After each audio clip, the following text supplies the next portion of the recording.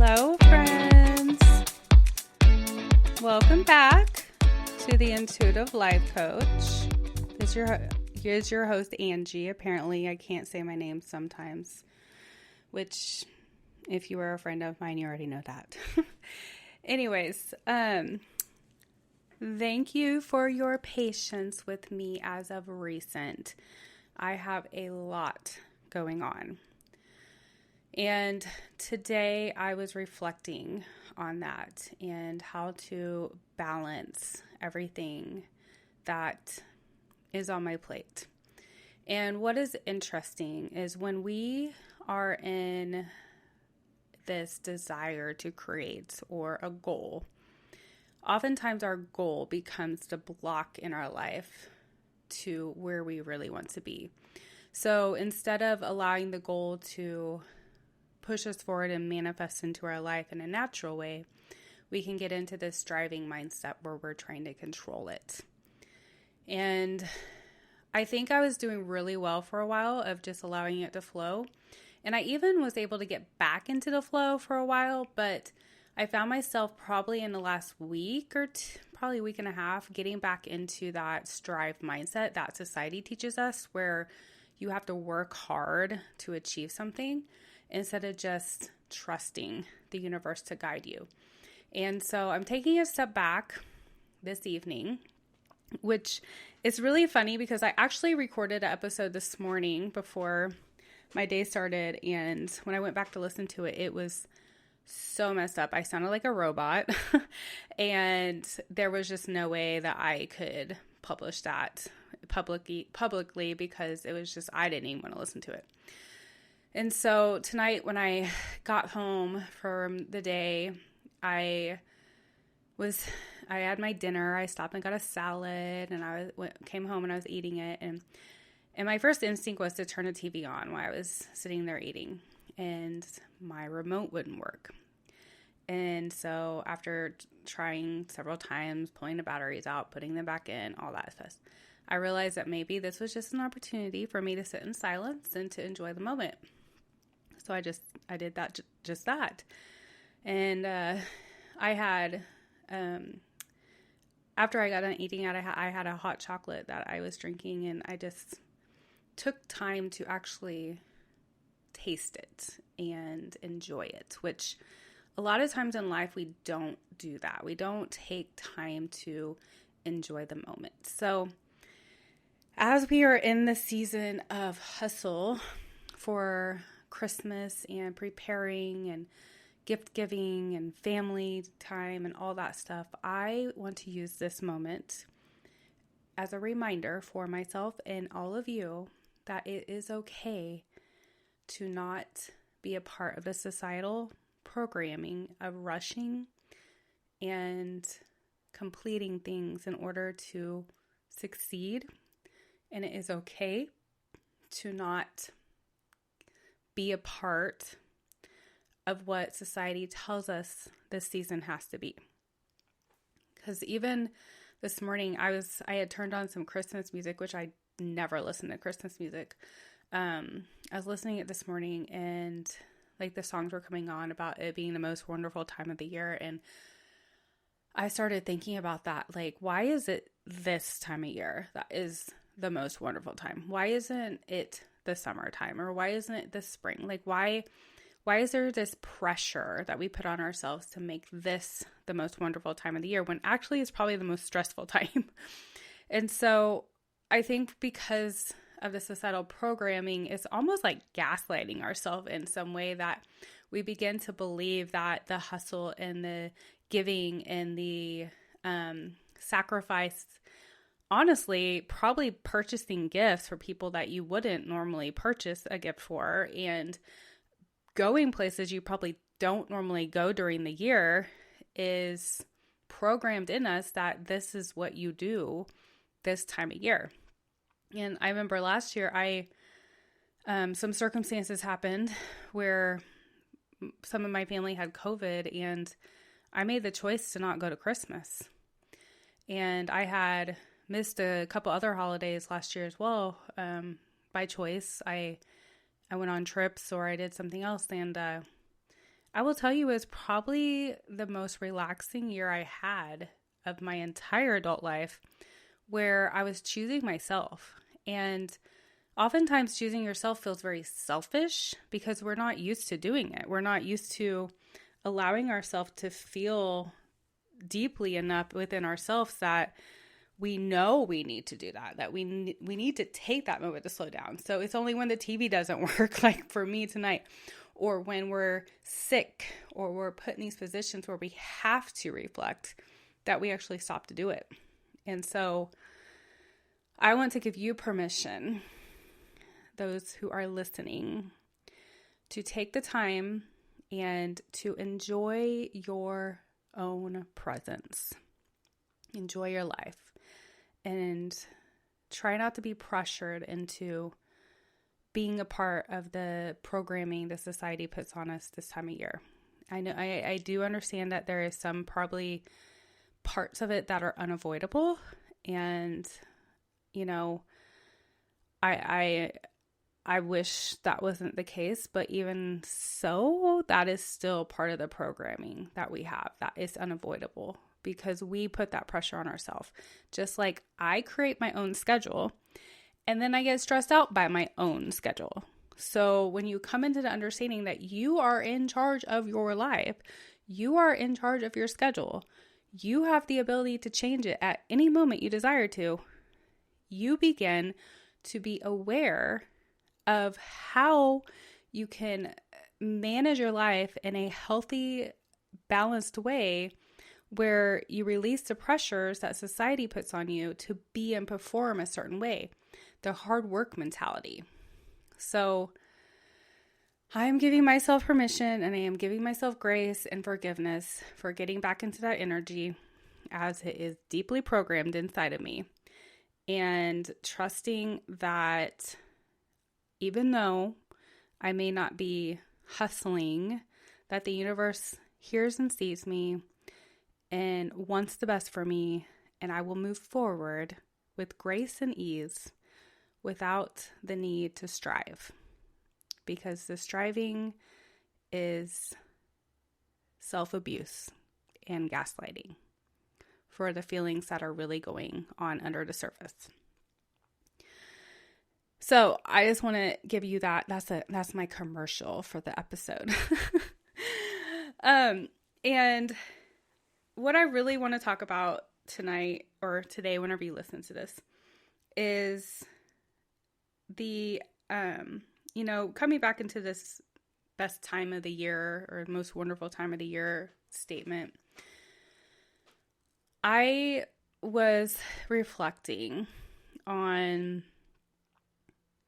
my life within the religious church when I was very, very caught up in religion and some of the teachings that I heard that were programmed into me. And for a while, these are things I believed and I repeated until I woke up.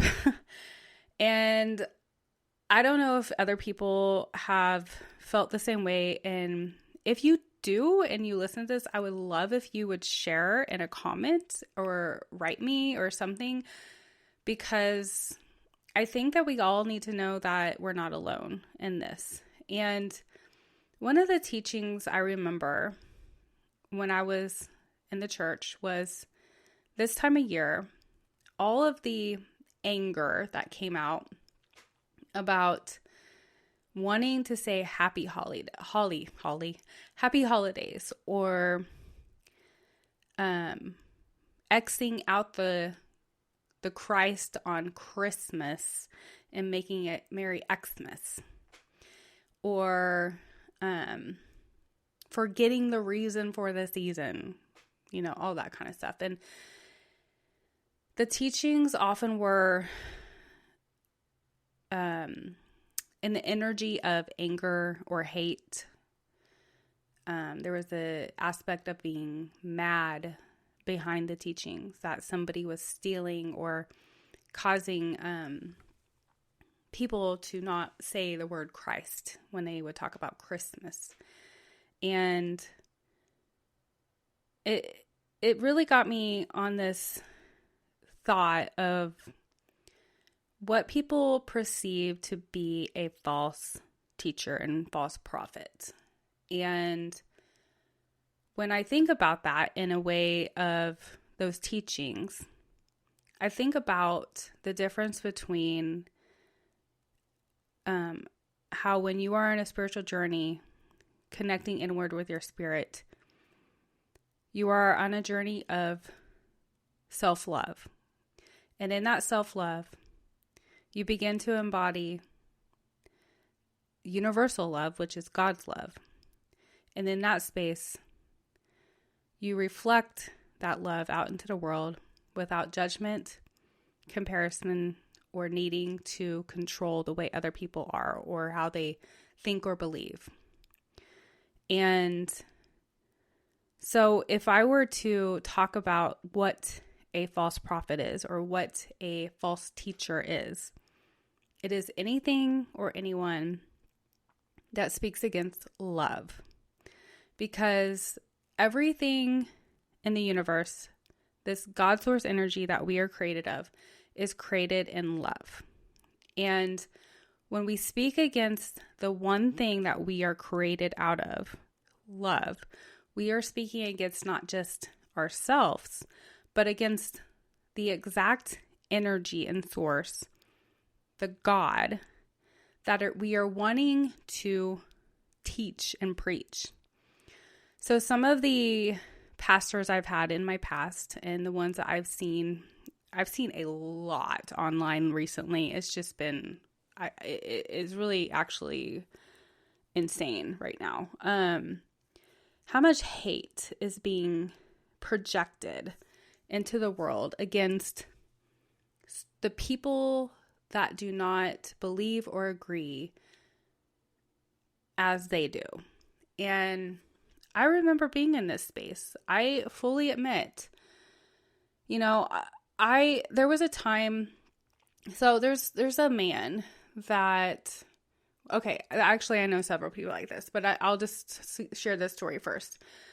There's a man that was friends with a friend, and I went to this women's retreat one time, and this man's mother was teaching at the retreat, and she was hilarious. I loved her. She was just a really fun person, great energy. But she would talk about her son being gay and the need to save him and fix him. And I later learned, after probably a year after this time of hearing this, that he had converted back to being a heterosexual and was dating a woman. Well, I just had this weird feeling that he was forcing himself to do so in order to be accepted and loved by the people that he desired to be accepted and loved by the most. And in this energy, we forget ourselves and we begin to create our identity and ourself around other people. So when you will go through an awakening, one of the first things that you will experience is this need to separate yourself from anything or anyone that is telling you how to be or believe in the world.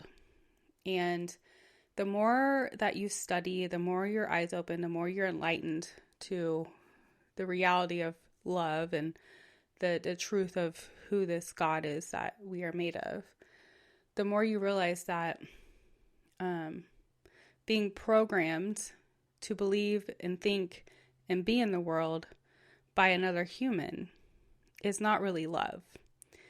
It's usually based out of fear or judgment in some way. And I think that fear is also, I think there's a fear of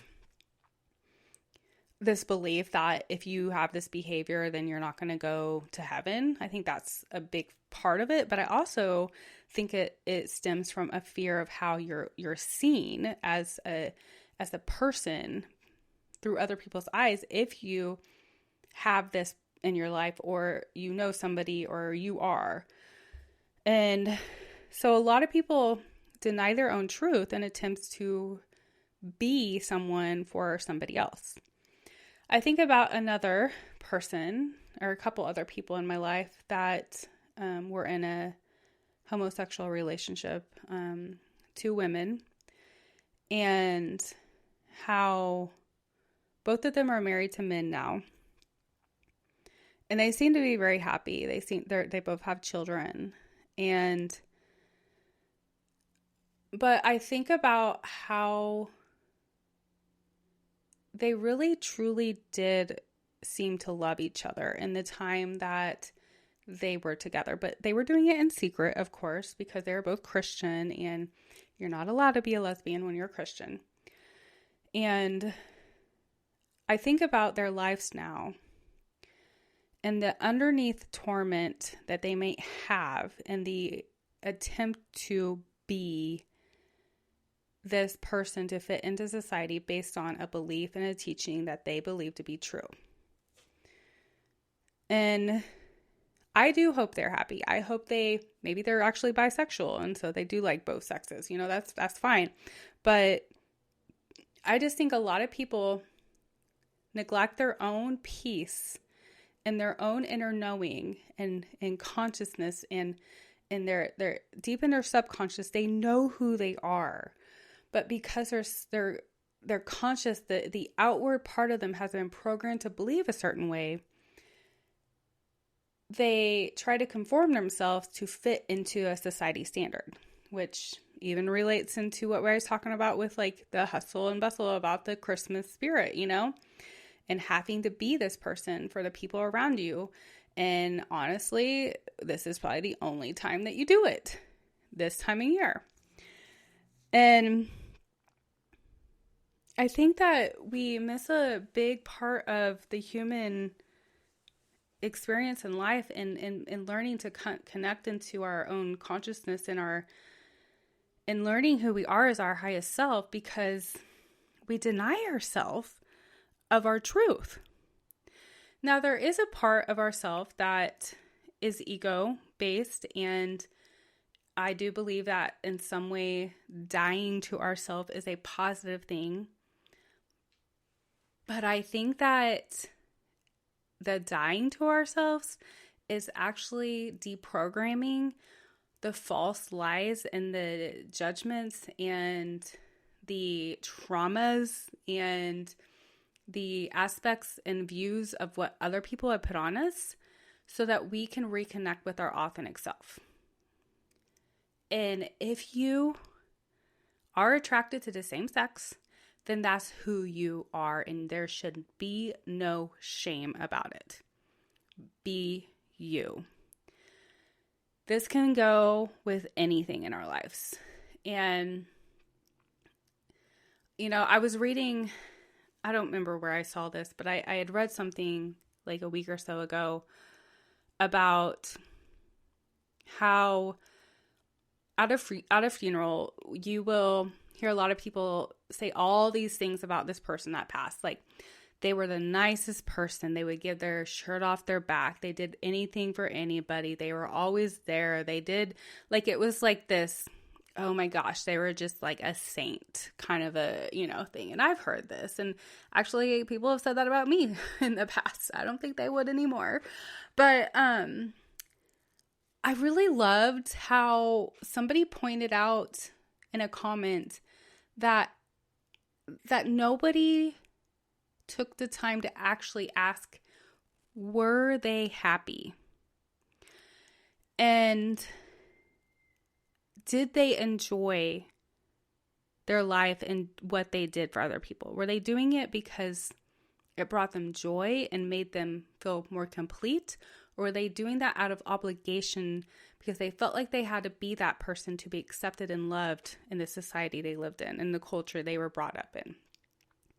So when people start their healing journey and they break away from this mindset of how you need to be based on the culture that you're in, especially a religious culture, and you come back into self-love, there's automatically going to be a barrier, like an energetic strife that comes against you, because you're moving away from what others have known you to be into something else. And people may see that as being selfish, but it's not. You know, I think what we forget is that when we live our life in peace and we put ourselves first, that's when we actually can be our best for other people. A lot of people are out there striving and serving and trying to do things out of a lack mindset and burnout. A lot of people are. And so I think coming back into this false prophet thing about the love and the struggle between, being taught to believe a certain thing's bad or not, we have to separate ourselves from the fear of judgment based on the programming that we have on a certain part of our life or a subject in our life or an area, and release that to the universe so that we can know that we are okay without that belief, or we are okay without the acceptance of a certain group of people or the acknowledgement, because that void that's filling in our life is filled by our own connection with our source of energy, our spirit, our higher self, and the void that our ego has in disconnection from God.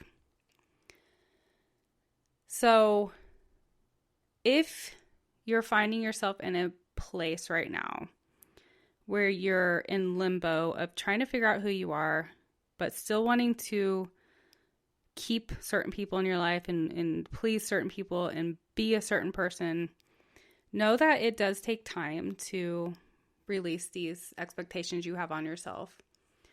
And understand that it is not healthy to neglect your own needs. It is not healthy to be somebody that you're not. And when you begin to embody your truth and know that it is okay to be yourself, even if you face rejection, even if you face people speaking against you, when you fill that void with your higher self, that void no longer is what controls your behaviors and thoughts, because it's filled with a self-love, and there's not a doubt that creates this barrier within yourself that makes you want to seek something outside of yourself to fill it, to fill that void. I hope that makes sense. So I guess as you move through this most wonderful time of the year, as I am going to be working really hard to come back into, just remember that it is okay to say no. It is okay to be yourself. If you have a family you're going home to that does not accept you the way you are, do not allow that to define who you are. And believe that you do have worth within yourself. And there are people in the world that will accept and love you for who you are, not based on who you feel like you have to be. So take care of yourself. Take moments to sip your hot chocolate, enjoy the taste, embody the moment, and enjoy your own company, and use it as a time to meditate on your higher self, on the positive parts of who you are, so that you can begin to live more out of that space than out of the space of fear and lack. So All right, I am going to wish you all the best day, night, evening, whatever time it is for you. I send you all the universal love that there is. Namaste.